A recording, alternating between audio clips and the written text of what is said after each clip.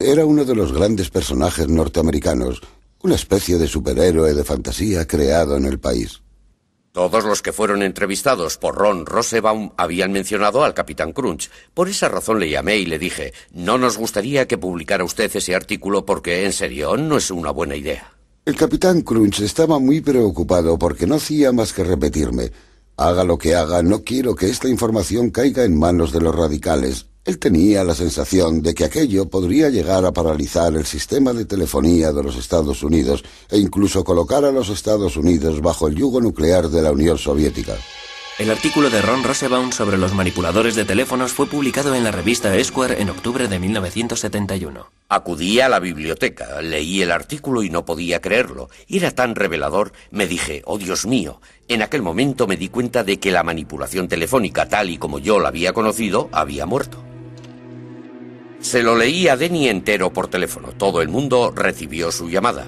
Una de las últimas llamadas que hicimos fue para leer el artículo a todos porque no podían leerlo. No daban crédito a aquello. Les dije, chicos, estáis acabados. No debisteis permitir que aquel tipo hablara con vosotros. No teníais que haberle proporcionado toda esa información. Después del artículo del Esquire, todo el mundo se subió al carro. Hola a todos. ¿De quién es el número 2374059? Mío y de Paul. Después, todas aquellas fuerzas tan poderosas se unieron sobre todo con la idea de robar. En algunos casos no pasó de una especie de vandalismo juvenil, ya saben, del tipo de estoy haciendo algo malo a que es chulo, pero en otros casos hubo afán de lucro. Bueno, en nuestro programa acelerado para cazar a los manipuladores de teléfonos que cada vez tienen más éxito, detectamos que algunos son hombres de negocios, detectives privados, agentes de bolsa, concesionarios de coches. Hasta hemos detectado a algunos que pertenecen al crimen organizado. La reacción afectó a los pioneros de la manipulación telefónica tan duramente como afectó a sus parásitos. Atraparon a los de Los Ángeles, atraparon a los de Seattle, atraparon a los neoyorquinos. Crearon jurados de investigación que lo analizaron todo. Y claro, todos los que atraparon tenían mi número. Y fui declarado responsable de todo a cuenta del artículo. Las autoridades actuaron con mano dura. La posesión de una caja azul podía suponer 2 años de cárcel.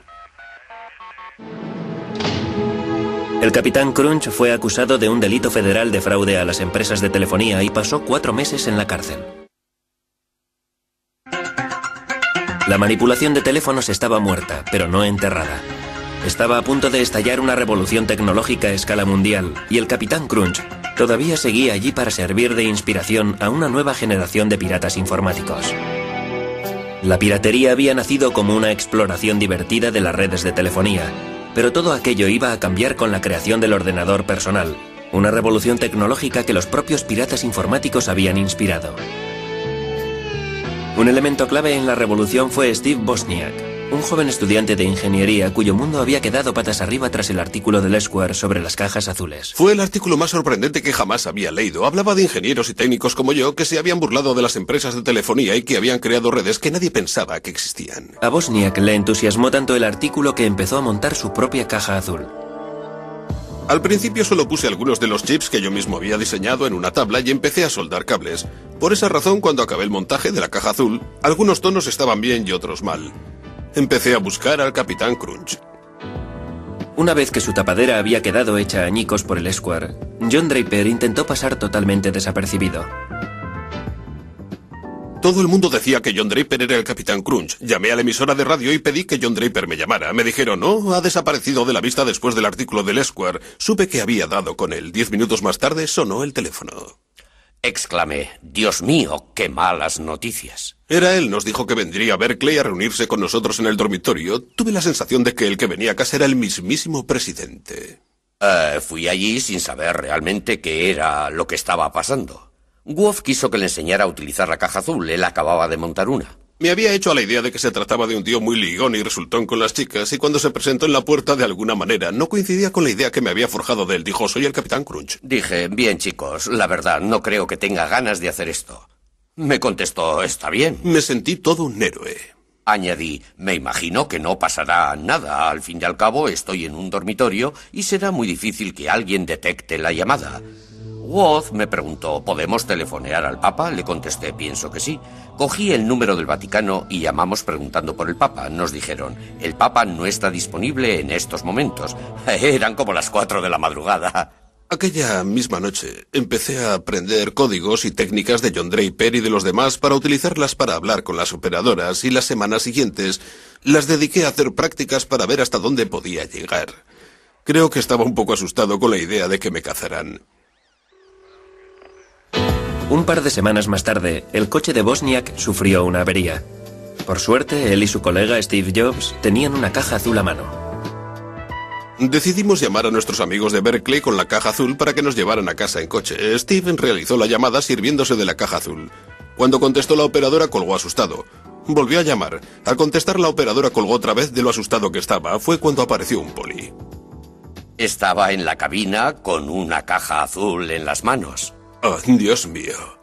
Seguro que el poli pensó que éramos drogadictos porque yo llevaba el pelo muy largo. Steve me pasó la caja azul y la introduje en el bolsillo de mi abrigo. Me preguntó, ¿qué es esto? Si se pulsaban los botones emitían tonos, por eso contesté, es un sintetizador musical electrónico. El poli le dijo que estaba desafinado. Preguntó, ¿para qué es el botón naranja? ¿Es con el que pirateáis las líneas? Steve le contestó, es para calibrar. El agente preguntó, ¿qué hay que calibrar? Pasé miedo. Supimos que nos habían cogido, nos metieron en el coche patrulla, los dos polis iban en el asiento delantero y Steve y yo en el de atrás. El poli que iba de copiloto se dio la vuelta. El poli se dio la vuelta hacia Woz y le dijo, un tipo llamado Moog te ha delatado. Era un sintetizador Moog.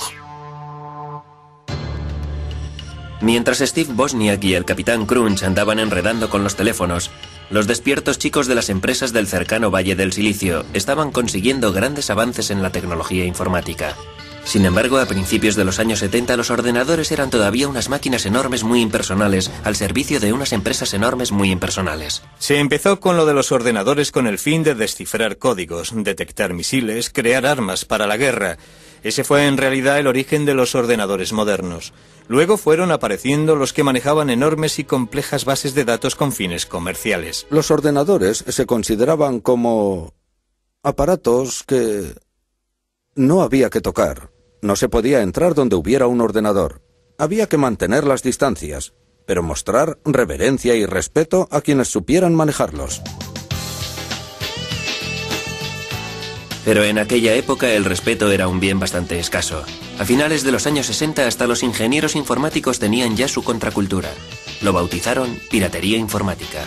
Los objetivos prácticos eran secundarios, lo importante era lo que los piratas informáticos denominaban el puro placer de la exploración, un sentimiento que los manipuladores de teléfonos hubieran reconocido como propio.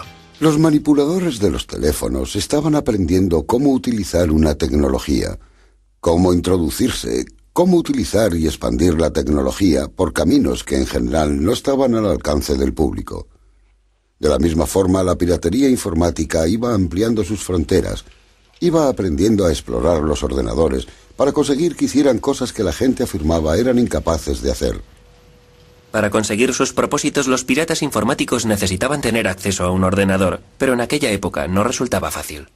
En mi primer año en la universidad dije a mi padre, algún día tendré un ordenador Nova 4K. Me contestó, Steve, cuesta tanto como una casa. Le respondí, entonces viviré en un apartamento. Algún día tendré ordenador. Cuando los ordenadores eran todavía unas máquinas crujientes que costaban 5.500 millones de euros, la idea de que alguien tuviera su propio ordenador personal resultaba inconcebible. ¿Por qué iba a querer alguien disponer de su propio ordenador personal? Era ridículo, era como que alguien dispusiera de su propia bomba atómica. La bomba estalló bajo la forma de unos nuevos componentes para montar un equipo que fue llamado Altair 8800. Apareció un artículo en una revista técnica en el que se presentaba el Altair, un equipo que cualquiera era capaz de montar. Entusiasmó tanto a un par de personas de la zona de la bahía que decidieron formar un club, incluso antes de que dichas piezas empezaran a salir al mercado. Se reunieron solo para compartir información. Lo bautizaron Club Informático Casero. Una noche de marzo de 1975 se congregaron 30 personas en un garaje para contemplar aquella extraña caja. Entre ellas se encontraba Steve Wozniak. Dentro de la caja había montada una red que llegó a fascinarles incluso más que la red telefónica. Estábamos dentro del garaje. Fuera estaba oscuro y estaba lloviendo. La puerta del garaje estaba abierta y todo el mundo empezó a hablar sobre ordenadores. La caja del Altair no tenía nada de especial. Venía desmontado. Una vez que lo montabas, movías las clavijas y empezaba a funcionar, pensabas, Vaya, es bonito de verdad. Pero ¿qué puedo hacer yo con esto? Lo que hicieron fue programarlo para que interpretara Daisy. 15 años antes, los ingenieros informáticos habían conseguido obtener la melodía con una máquina del tamaño de una casa. En aquellos momentos, los piratas informáticos estaban consiguiendo lo mismo con un ordenador casero. Aquella primera reunión despertó tanto mi interés que los encuentros bisemanales se convirtieron en lo más importante de mi vida. Al club casero enseguida se le quedó pequeño el garaje. La piratería informática estaba ganando terreno. Alguien se levantaba y preguntaba, ¿tengo este problema? ¿Sabe alguien resolverlo? O, ¿recordáis que se mencionó este problema en el club hace 2 semanas? Ya tengo la solución. Fue un formidable intercambio de información. En el club me dediqué a pasar esquemas a todo aquel que quisiera hacerse con ellos. Saqué toneladas de fotocopias porque me sentía orgulloso de que vieran mi trabajo.